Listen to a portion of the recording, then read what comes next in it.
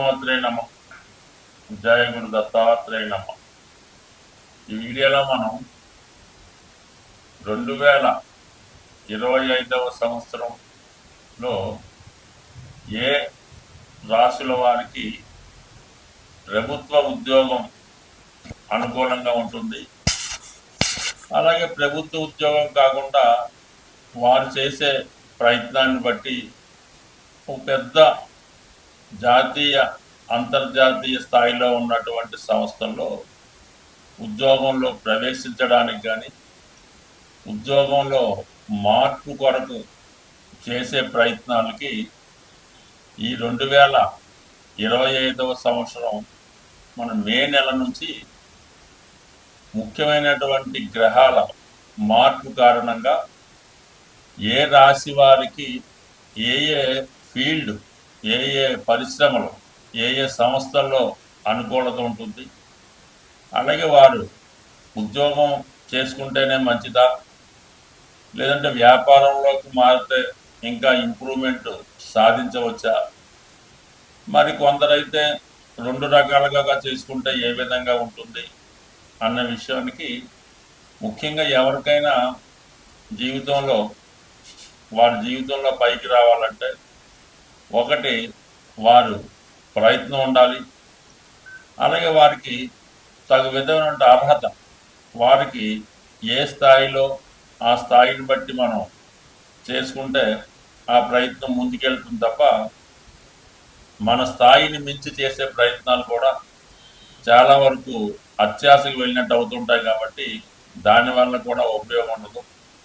But ఏదైనా మీ అర్హత, మీ స్థాయిని బట్టి ప్రయత్నం చేసినప్పుడు దానికి గ్రహాల యొక్క సహకారం కూడా కొద్దిగా యాడ్ అయి అది మీ యొక్క భవిష్యత్తుకి ముందుకు తీసుకెళ్ళడానికి అనుకూలత ఏర్పడుతూ ఉంటుంది. అలాగే మనం ఏదన్నా ఒక వ్యాపారం చేయాలి అనుకున్నప్పుడు వరుసగా వస్తున్నటువంటి ఆ జాతకుడి యొక్క దశలు, అంతర్దశలు, ఈ గోచారంలో ఈ మధ్యలో ఏలినాడు శని, అష్టమ శని రాకుండా కంటిన్యూగా కనీసం ఒక 10 సంవత్సరాలైనా ఒక మంచి పీరియడ్ ఉంటే ఆ జాతకుడు ఆ ఫీల్డ్లో నిలదొక్కుని దాంట్లో ధనం, నేము సంపాదించడానికి అనుకూలత ఉంటుంది. మనం ఏదైనా ఒక వ్యాపారం కానీ ఒక వ్యవహారం కానీ ప్రారంభించినప్పుడు ప్రస్తుతం ఉన్నటువంటి టైం చూసుకోవడం జరుగుతుంటుంది. అంటే ఒక 6 నెలల దాకా, సంవత్సరం దాకా టైం బాగానే ఉంది కాబట్టి ఈ ప్రారంభం అది బాగానే జరుగుతుంది. ఆ సంవత్సరం 6 నెలలు దాటిన తర్వాత నెమ్మదిగా మరి ఆ బ్యాడ్ పీరియడ్ స్టార్ట్ అయినప్పుడు మొత్తం క్లోజ్ అవ్వడం కూడా జరిగి చివరికి అప్పులు మిగిలే అవకాశం ఉంటుంది. కాబట్టి సో ఏదైనా ఉద్యోగంలో ప్రవేశించడానికి రాబోయే దశలతో పెద్దగా అక్కర్లేదు, ఫలితం అక్కర్లేదు. రాబోయే దశ బాగున్నా బాగుపోయినా ఉద్యోగంలో ప్రవేశించాక కానీ ఉద్యోగంలో ఒడిదుడుకులు ఎదుర్కొన్నా అది కంటిన్యూగా అవ్వడం జరుగుతుంటుంది. అంటే ప్రభుత్వ ఉద్యోగం అయినప్పుడు, మళ్ళీ ప్రైవేట్ ఉద్యోగం అయినా కాబట్టి కొంత ఆటుపోట్లు ఉంటాయి. బట్ ఏదైనా ఉద్యోగంలో ప్రవేశించాలనుకున్న వాళ్ళకి రాబోయే పీరియడ్ అంతా బాగలేకపోయినా ఇప్పుడున్న పీరియడ్ బాగుంటే అతను ఉద్యోగంలో సక్సెస్ అవ్వడానికి అవకాశం ఉంటుంది. అదే వ్యాపారానికి అలా కాదు, ఇప్పుడు పీరియడ్ బాగుండాలి, రాబోయే పీరియడ్ బాగుండాలి, ఆ తర్వాత రాబోయే పీరియడ్ బాగుంటేనే వ్యాపార పరంగా సక్సెస్ అయ్యే అవకాశం ఉంటుంది. కాబట్టి ఇన్ని రకాలుగా ఆలోచించి అధిక మొత్తంలో పెట్టుబడి పెట్టేవాడు ఇవన్నీ ఆలోచించవలసి ఉంటుంది. పెట్టుబడి లేకుండా ఏదో రియల్ ఎస్టేట్ లాంటిది ఏదో చేసుకుంటే దానికి పెద్దగా ఆలోచించక్కర్లేదు. కేవలం కష్టపడితే చాలు, అదృష్టం ఉంటే అదే కలిసి వస్తుంది. స్వస్తి. శ్రీమాత్రే నమ. జయ గురు దత్తాత్రేయ నమ. ఈ వీడియోలో మనం కర్కాటక రాశి వారికి ఉద్యోగమా వ్యాపారమా అని ఆలోచించినప్పుడు కర్కాటక రాశి వారికి ప్రభుత్వ ఉద్యోగమే శ్రేష్టమైనది. సహజంగా కర్కాటక రాశి వారికి ధనాధిపతి అంటే ధనస్థానం సింహరాశి అయింది. అందువల్ల వీళ్ళు ప్రభుత్వ సంబంధించినటువంటి ధనం సంపాదించే యోగ్యత ఉంటుంది. ఇంచుమించు పుట్టడం కూడా ఏదో ప్రభుత్వానికి సంబంధించినటువంటి ప్రభుత్వ ఉద్యోగం, రాజకీయము ఏదో ఒకటి ప్రభుత్వానికి సంబంధించినటువంటి వృత్తిలో ఉన్న కుటుంబంలోనే జన్మించడం జరుగుతూ ఉంటుంది. ఆ కుటుంబ స్థానాధిపతి రవి కాబట్టి అటువంటి కుటుంబంలో జన్మిస్తారు. సహజంగా దశమ స్థానం అన్నది వృత్తిని నిర్ణయించే స్థానం. అక్కడ కుజుడు రాస్యాధిపతి అవడం వల్ల కంపల్సరిగా వీళ్ళు సబార్డినేట్ ఉద్యోగాల్లో దశమ స్థానంలో రవి దిగ్బలుడు అవడం వల్ల ఉద్యోగంలో చాలా ప్రిన్సిపల్గా సిస్టమేటిక్గా ఉద్యోగం చేయడానికి ఇష్టపడుతూ ఉంటారు, ఒక క్రమశిక్షణతో. అలాగే రవి కూడా అక్కడ ఉచ్చులో ఉంటాడు. సో అందువల్ల ఏంటంటే వీళ్ళకి ప్రభుత్వ ఉద్యోగంలో ముద్రణా అధికారం కలిగినటువంటి ఉద్యోగం, అంటే వాళ్ళ సంతకం, స్టాంపు, ప్రోటోకాలు ఇవన్నీ ఉంటాయి అన్నమాట. అందుకని ఈ రాశిలో జన్మించిన వాళ్ళు అంటే కేవలం కర్కాటక రాశి అందే జన్మ నక్షత్రం ఉంటే జన్మించక్కర్లేదు. కర్కాటక రాశిలో ఏదో ఒక గ్రహం, అంటే ఉద్యోగానికి సంబంధించినటువంటి గురువో, శనో, అలాగే రవో, ఈ గ్రహాలు కుజుడు కూడా ఉన్నప్పుడు ఈ కర్కాటక రాశి యాక్టివేట్ అవుతుంది. అందువల్ల ఇప్పుడు మనం కేవలం రాశి గురించి చూస్తాం కాబట్టి ఈ రాశి వారికి ప్రభుత్వ ఉద్యోగమే శ్రేష్టమైనది. వీళ్ళ యొక్క సర్వీస్ మనం గమనించినప్పుడు 6వ స్థానం అన్నది ధనుసు రాశి. అందుకని గౌరవప్రదమైనటువంటి ఉద్యోగాలు అంటే సాధారణంగా endowments, teaching, banking, schools, administration, అటువంటి వాటిలో ఎక్కువగా ఇష్టపడడం జరుగుతూ ఉంటుంది. ఎక్కువగా టేబుల్ వర్క్ చేయడానికి ఇష్టపడడం జరుగుతూ ఉంటుంది. సో ఇది ఈ రాశి వారి యొక్క ప్రత్యేకత. అయితే వీళ్ళు ఎవరో ఒకరిని ఇన్స్పిరేషన్ చేసుకొని వాళ్ళలాగా మనము ఉండాలనే ఉద్దేశంతో వారిని ఫాలో అవుతూ ఆ విధంగా వీళ్ళు ఉద్యోగాన్ని ఒక యాంబిషన్గా పెట్టుకొని ఆ ఉద్యోగ ప్రయత్నాలు చేయడం జరుగుతుంటుంది. కాబట్టి వీళ్ళు కంపల్సరీగా సివిల్స్ కానీ గ్రూప్స్ కానీ బ్రహ్మాండంగా రాసుకోవచ్చు. అయితే స్వభావ సిద్ధంగా ఒక చంచల స్వభావం, ఇన్ఫీరియారిటీ కాంప్లెక్స్, మనసులో ఉన్నటువంటి భయం వీళ్ళని నిరంతరం వెంటాడుతూ ఉంటుంది. అందుకని చాలా సందర్భాల్లో వీళ్ళు చాలా బోర్డర్ దాకా వచ్చి 2-3 మార్కుల్లోనే పోయినట్టుగా ఉండడం జరుగుతూ ఉంటుంది. అలాగే వీళ్ళకి నెంబర్ 1గా పనికొచ్చేది ఫార్మా రంగం, మెడికల్ సంబంధించింది నెంబర్ 1గా ఉంటుంది. ఈ రాశిలో ఉన్నటువంటి స్త్రీలు ఎక్కువగా మెడికల్ రంగంలో స్థిరపడడం జరుగుతూ ఉంటుంది. వారికి ఇది చాలా వరకు అనుకూలించే ఉద్యోగం. అలాగే మరి ఇది చంద్రుడు ఈ రాశ్యాధిపతి అవటం వల్ల వీళ్ళకి సినిమా ఫీల్డ్లో హీరోలుగా, హీరోయిన్స్గా, సినిమా ఫీల్డ్కి సంబంధించినటువంటి టీవీ ఇటువంటి వాటిలో కూడా నటనా రంగంలో చాలా బ్రహ్మాండమైన అవకాశాలు రావడం జరుగుతూ ఉంటుంది. ఇదే రాశిలో గురువు ఉచ్చ పొందుతుంటాడు కాబట్టి వీళ్ళ బ్యాంకింగ్ అండ్ ఫైనాన్స్, సైంటిస్టులు, ఫార్మా రంగం, అలాగే hotel industry, export and import, పాలు, వాటరు, మిల్క్ సంబంధించిన అన్ని ప్రొడక్ట్స్లో కూడా రాణించే అవకాశం ఉంటుంది. ఇదే రాశిలో కుజుడు వీక్ అవుతుంటాడు కాబట్టి కొద్దిగా ధైర్యంతో కూడుకునే కాకుండా సేఫ్ జోన్లో ఉండాలని కోరుకుంటూ ఉంటారు. అయితే ఈ రాశి వారికి ఎక్కువగా విదేశ అవకాశాలు రావడం జరుగుతుంటుంది.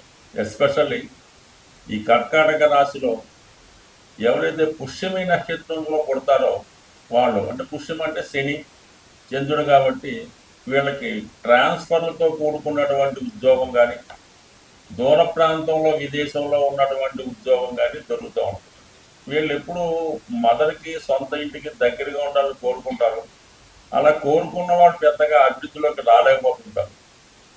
ఖచ్చితంగా వీళ్ళు మాతృస్థానాన్ని విడిచిపెట్టేనే జీవితంలో అభివృద్ధి రావడం జరుగుతూ ఉంటుంది. ఇక పునర్వసు నక్షత్రం ఒకే పాదం అయినప్పటికీ కూడా ఇందులో జన్మించిన వారికి కూడా విదేశ అవకాశాలు, ఎండోమెంట్ సంబంధించిన అవకాశాలు ఎక్కువగా రావడం జరుగుతుంటుంది. హోటల్ ఇండస్ట్రీ కూడా కారణం అవుతుంటుంది. అంటే ఇది ఒక గజకేసరి యోగం యాక్టివేట్ అవుతూ ఉంటుంది గురుచంద్రుల కారణంగా. మరి ఇదే రాశిలో గురువు ఉచ్చ పొందడం వల్ల కంపల్సరిగా ఈ రాశిలో పునర్వసు 4వ పాదం వాళ్ళు మాత్రం జీవితంలో సాధారణ స్థాయి నుంచి అత్యున్నత స్థాయికి వెళ్ళడం జరుగుతూ ఉంటుంది. ఇక ఆశ్లేష నక్షత్రం అన్నది ఎప్పటికప్పుడు వాళ్ళు ప్లానింగ్ మార్చుకొని సమయానుకూలంగా జీవితంలో ముందుకెళ్తూ చాలా తొందరగా జీవితంలో సెటిల్ అయ్యే జాతకులు ఆశ్లేష నక్షత్ర జాతకులు. అయితే వీళ్ళు ఎంతసేపు అభివృద్ధి కోసం ప్రయత్నం చేస్తూ చాలా వరకు విద్య వాటి సంబంధించిన ప్రాక్టీసు ట్రైనింగ్లోనే కాలక్షేపం చేస్తూ ఉంటారు.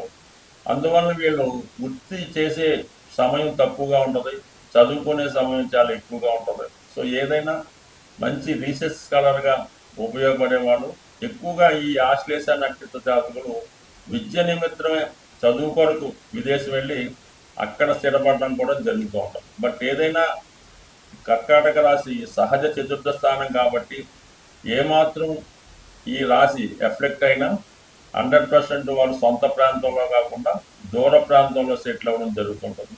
అత్యంత బలమైనటువంటి కర్కాటక రాశి కలిగి ఉన్నవారు స్వదేశంలోనే ఉన్నత స్థాయిలో ప్రజల యొక్క గుర్తింపు పొందే స్థాయిలో ఉండడం జరుగుతూ ఉంటుంది. స్వస్తి. ప్రస్తుతం వృత్తిపరంగా ఎంత ప్రయత్నం చేసినా సరైనటువంటి వృత్తిలో మనం స్థిరపడలేకపోతున్నాం అనుకున్న వాళ్ళకి వారి యొక్క ప్రస్తుతం జరుగుతున్నటువంటి జన్మ జాతకంలో దశ అంతర్దశను బట్టి ఆధారపడి ఉంటుంది. ఇప్పుడు మనం అనుకున్నది ఏంటంటే కేవలం కామన్గా గోచారీత్యా ఉన్నటువంటి ఫలితాలు, తర్వాత సహజంగా ఏ రాశి వారికి ఎప్పుడు ఏది అనుకూలం అనుకున్నాం. అయితే అన్నిటికీ ఒకే పరిహారం అన్నట్టుగా ఈ ఉద్యోగానికి అంటే ఒక క్రమశిక్షణ ఉద్యోగం అంటే సూర్య భగవానుడు ఖచ్చితంగా టైంకి సూర్యోదయం అవుతుంది, సూర్యాస్తం అవుతుంది.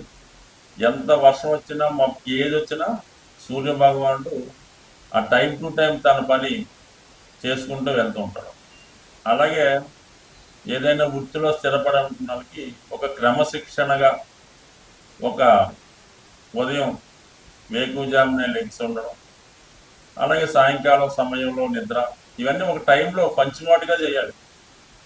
మీరు పొద్దున్న లేచారు 5:30 ఓకే, ఇదే పార్క్ వెళ్ళారు వాకింగ్ అరగంట టైం ఓకే, టిఫిన్ 9:30 అంటే 9:30కి రోజు భోజనం 1:30, 2 అనుకుంటే ఆ టైంలోనే భోజనం, సాయంకాలం 4 గంటల టీ అంటే 4 గంటలకే తాగండి, మళ్ళీ 8 గంటల ఈ టైం మెయింటైన్ చేయండి. మీరు ఖాళీగా ఉండండి, కానీ ఈ ప్రతి పని కూడా ఒక టైంకి పర్ఫెక్ట్గా చేయడం వల్ల, అలాగే మీరు ఎక్కడో ఉన్నారు మీ మదర్కి ఫోన్ చేయండి ప్రతిరోజు అదే టైంకి, లెగిసిన వెంటనే ఉదయం 7 గంటలకి అదే టైంకి మీరు ఫోన్ చేయండి, ఆవిడ ఎదురు చూస్తుంటారు, మీ పని కార్యక్రమం పూర్తవుతుంది.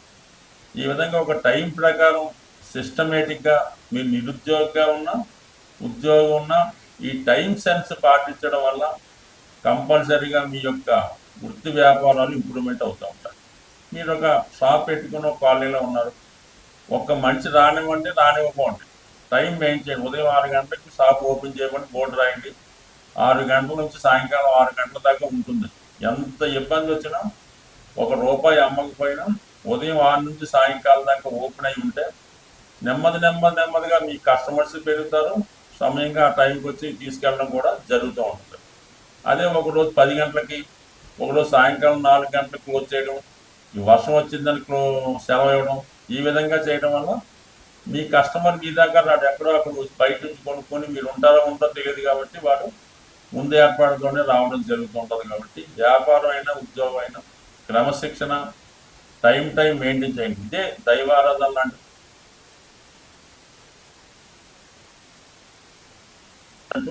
ఉద్యోగం అయినా వ్యాపారం అయినా సక్సెస్ అవుతారు. దాంతోపాటు ఏంటంటే ప్రతిరోజు సూర్య భగవానుడి ఆరాధన, అంటే అతనే క్రమశిక్షణ కారణం అవుతుంటాడు.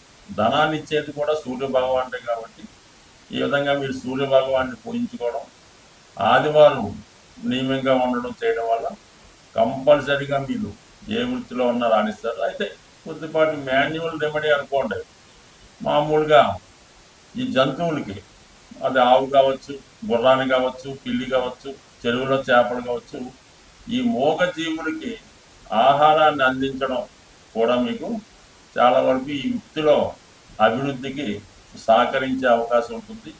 ఈ విధంగా చిన్న చిన్న రెమెడీస్ ఎక్కువగా ఈ డ్రై ఫ్రూట్స్ ఉంటాయి కదా, ఎండు ద్రాక్ష, ఎండు ఖర్జూరం లాంటివి ఏదో ఒక మీకు అనుకూలమైన రోజు ఎక్కడ ఉన్నటువంటి మరి సాధువులు లాంటి వాళ్ళకి ఈ డ్రై ఫ్రూట్స్ పంచిపెట్టడం వల్ల చిన్న చిన్న వృత్తిపరమైనటువంటి చికాకులు, అంటే ఏదన్నా ప్రతిదానికి ఒక రెమెడీ, ఒక సమస్య ఉంటుంది.